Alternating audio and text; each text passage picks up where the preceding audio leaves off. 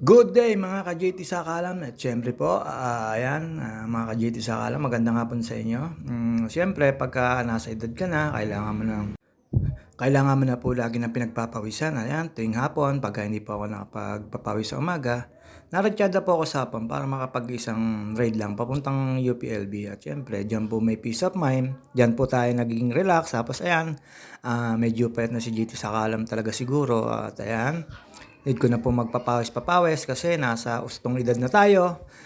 Medyo ayoko pong maging mall ang Mercury Drugs at bumili ng pabangong katin ko. Kagaya nung may kilala ko, ganun na po yung pabango at yun na po yung mall, Mercury Drugs. Tapos ayun po, relax lang po tayo. Siyempre, medyo tuyo ho dyan. Wala ho tayong makita mga tubig.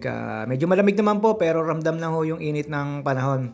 Kaya ayan po, siyempre, megos lang po tayo dyan. Bumabaho ako. Tapos kasi siyempre, naisip ko na pumunta ho dun sa kabilang bato dahil po sabi ko parang ang sarap pumiga or umupo doon. Ayan, dahan-dahan lang po tayo. Baka matuklaw tayo ng snake, mga ka-JT Sakalam.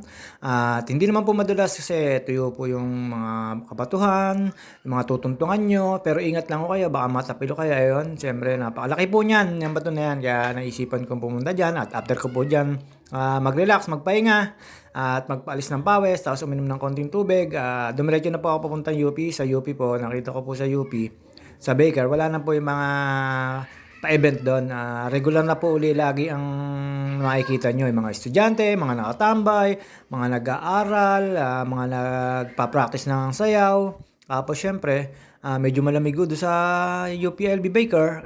Medyo napatambay po tayo. At ayan, medyo natatakot po ako baka madulas. At syempre, ayan, tumuntong muna ako sa matibay, tapos tumalon. At ayan po, syempre, mga ka-JT Sakalam, ayan po, dumiretso na po ako sa UPLB. Ayan po yung library.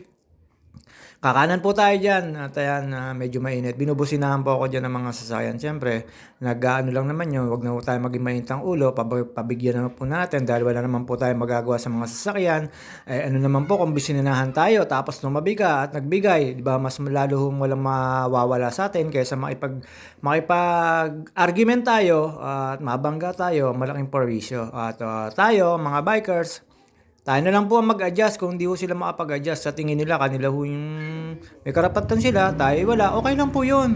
Hindi po kawalan na kayo magbigay sa kalsada at maganda pa maidudulot ito kaysa aksidente at wala. Palusong na po yung party na yan at ayan, siyempre makikita niyo po yung umalihol. Ayan, napartigan pa ako kanina pa obisin yung busina yung jeep na yan. Nagbigyan mo lang po, lagi naman pa ako nasa tabi, hindi yan po nasa gitna. Hindi ko alam kung bakit po sobra siya maabusina. Nilang po tayo na talanta, inadjust ko na lang yung sarili ko na pagbigyan niya sa akin na yan. Kaysa naman po ako ay mabala or maaksidente. At mas maganda po mapagbigyan na lang po tayo. Huwag na po natin dahanin sa init ng ulo. At kung talagang may tan na humingi ka ng pasensya, humingi ka na lang ng pasensya at wala namang mawawala sa'yo. At magiging maayos pa ang pagbabike mo. Matinayin po? Medyo traffic po dyan. Napalunok lang po ako at medyo natutulit ang aking nalamunan. Kasasalita, napakahirap po talaga mag-edit. Akala niyo po ba dahil ganito kahaba? Ayan.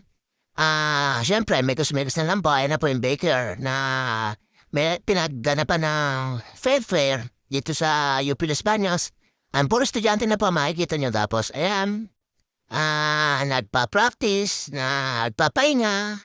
Tapos, ayan, nagkukwentuhan, may nagdaan naman sa office. Tapos, ayan po, yung mga nagpa-practice ng sayaw at ang mga kaliti sa alam. At siyempre na naman po, pahinga lang po tayo dyan. Tapos, paubos lang po ng oras, sabay uwi rin po. Doon din po ako dumaan sa may figure pawi dyan na hindi ko na lang po binidyo mga kaliti sa alam. Ang sarap po talagang tumambay dyan, malamig after niyo po magkahon, papawisan. Siyempre, nasa edad na po, kailangan na medyo may ginagawa. Return na tayo sa basketball. At medyo baka maunas ko na mga litid ni JT Sakalam. Kaya ayan, bike na lang po yung pinalit ko. JT Sakalam. At